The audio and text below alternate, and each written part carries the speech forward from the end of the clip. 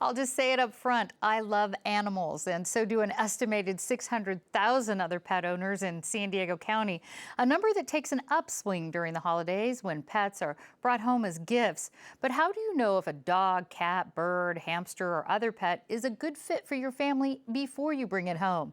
Here with some tips on choosing your new family member and how to keep your pet you have safe during the holidays are my guests, Jessica Girk and veterinarian Patricia Carter, and Cookie with the Helen Woodward Animal Center. Welcome to all three of you. Thank you. Now, Jessica, I understand you've had almost 3,000 pet adoptions this year, a record. That is a record year. For the center. And Cookie here is up for adoption. Tell us a little bit about her. Yes, she's a 2-month-old Chihuahua blend. She's a really mellow, a lot of people think of Chihuahuas as being very yippy. She's a really mellow Chihuahua blend. She's falling asleep on us here. I don't know how to take all that. dolled up in her dress. I think she's just so relaxed with you. But she's up to date on all her vaccinations, microchips, spayed, and she has a $399 adoption fee, and she's just a fabulous girl. You can find her at animalcenter.org. Well, what are some key questions, either for people looking to adopt Cookie or other pets, to ensure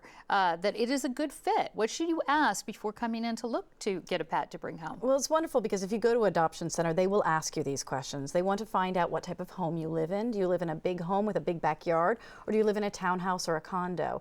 How many people are in the family? How often are they home? How many hours a day? Do you have a brand new baby? Are you a maybe new married couple that want to go out on walks or runs on the beach? Those types of things will all factor into the type of animal that you want to bring home. And Dr. Carter, you oversee the medical department at the Helen Woodward Center. Since these are rescue animals, Cookie and others there are rescue animals, how do you determine their temperament? How do you determine what is going to be the best fit? Well, actually, when they come in, they go through a medical and a temperament test with our staff. And then as they're there, they're not put out immediately for availability. They're watched and we get to know them a little bit. And the staff that works with them, they get to kind of know them, and then they can match up the pet with the families coming in looking. Well, I know that poinsettias, the plants, are toxic to animals, and we know to keep them out of harm's way. What other holiday hazards are there out there for pets, and how do we protect our pets during this next couple of weeks? There's just so many things going on at the holidays. You just have to be careful about ribbons. I've already had dogs coming in that have eaten ornaments off the tree. Kittens will climb up the trees and chew on the lights, and we don't want them to get electrocuted.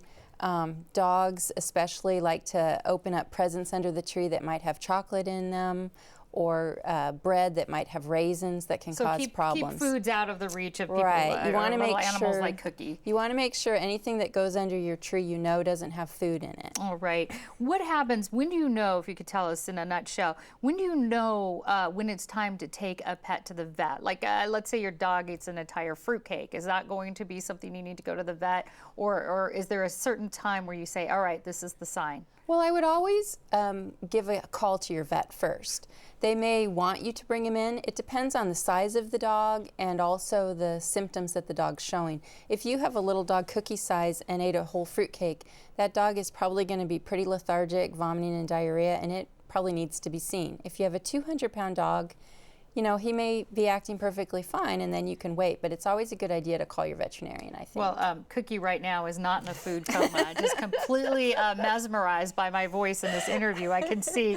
Now, Jessica, getting back to finding the right pet and the right fit, you have special needs pets up for adoption. What kind of special needs and what kind of families are you looking for those pets? We don't always have special needs pets, but we do see them because they do come to us. 90% of our animals come from other rescue facilities. So sometimes we'll have a deaf dog, sometimes we'll have a tripod, which is 3 legs instead of 4.